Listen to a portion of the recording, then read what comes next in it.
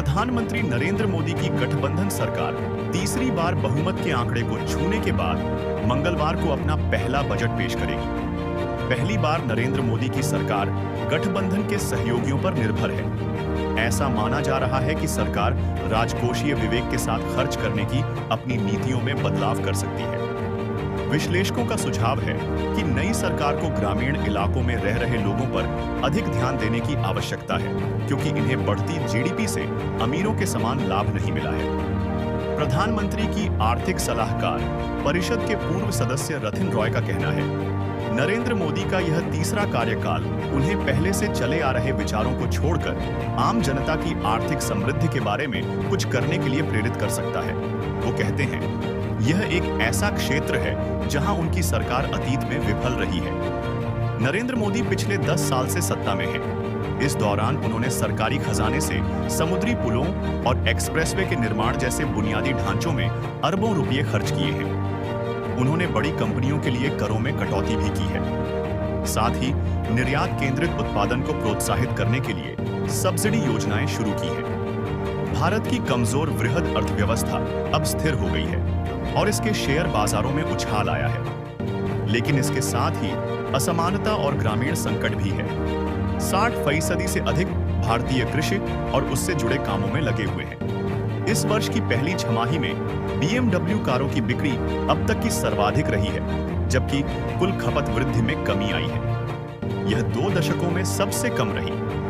वेतन में कोई बढ़ोतरी नहीं हुई है, घरेलू बचत कम हो गई है और अच्छे वेतन वाली नौकरियां भारत के अधिकतर लोगों की पहुंच से बाहर है। भारत में क्षेत्रीय असंतुलन भी गंभीर है।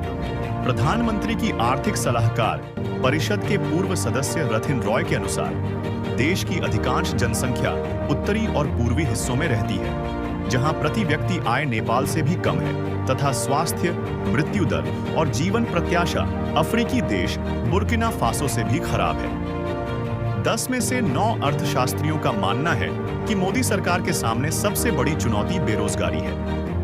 चुनाव के बाद हुए सर्वेक्षण से पता चलता है कि 10 में से 7 भारतीय अधिक अमीर लोगों पर कर लगाने के पक्ष में हैं। वहीं 10 में से 8 अर्थशास्त्रियों का मानना है कि भारत में विकास समावेशी नहीं रहा है।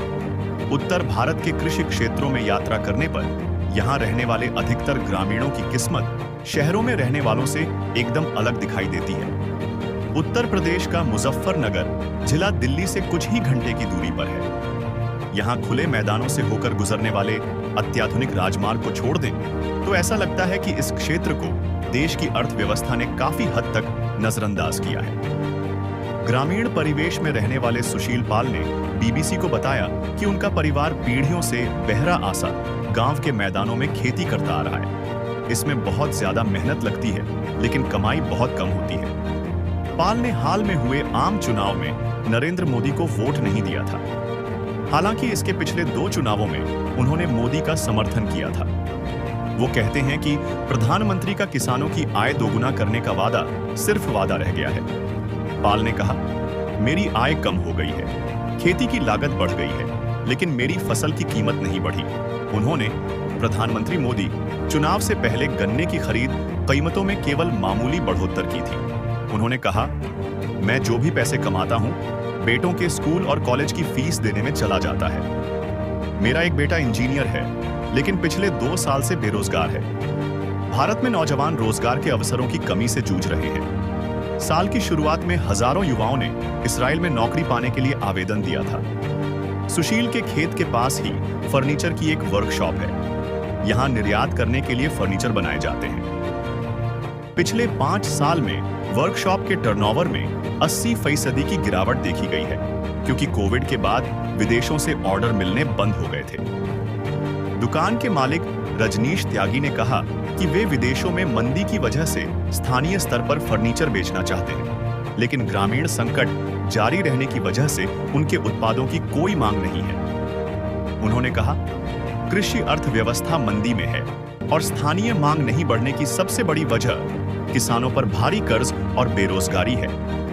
उनके पास कुछ भी खरीदने की क्षमता नहीं है।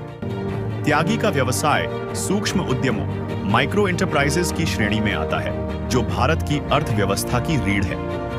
Credit rating agency India ratings का अनुमान है कि साल 2015 से 2023 के बीच 63 लाख उद्यम बंद हो गए, जिससे 1.6 करोड़ नौकरियां चली गईं। इसके विपरीत विवेक कॉल के मुताबिक साल 2018 से 2023 के बीच भारत की 5000 लिस्टेड कंपनियों के मुनाफे में 147% की वृद्धि हुई है। ये आंशिक रूप से कर कटौती की वजह से बढ़ी है।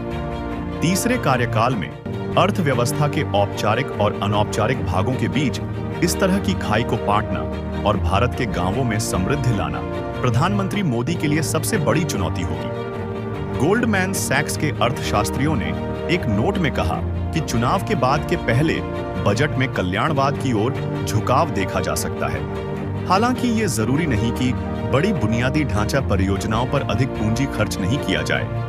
वॉल स्ट्रीट बैंक का कहना है कि केंद्रीय bank reserve bank of India से अपेक्षा से अधिक लाभांश लेना जीडीपी का 0.3% सरकार को कल्याणकारी खर्च बढ़ाने और पूंजीगत व्यय को बनाए रखने में सक्षम बनाएगा। साथ ही ग्रामीण अर्थव्यवस्था और रोजगार सृजन पर ध्यान केंद्रित करेगा। भारत के कुछ सबसे धनी लोगों के लिए धन का प्रबंधन करने वाले लोग भी इससे सहमत हैं। एसके प्राइवेट वेल्थ के सीईओ और प्रबंध निदेशक राजेश सलूजा का कहना है, गरीबी को कम करना सरकार के बजट एजेंडे में सबसे ऊपर होगा।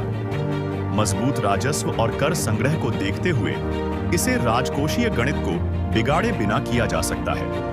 भारत में खाद्य पदार्थों की ऊंची कीमतों के खिलाफ विरोध प्रदर्शन होते रहे हैं, लेकिन अर्थशास्त्रियों ने चेतावनी दी है कि अधिक नकद सहायता वास्तविक सुधार आधारित विकास के लिए एक खराब विकल्प है।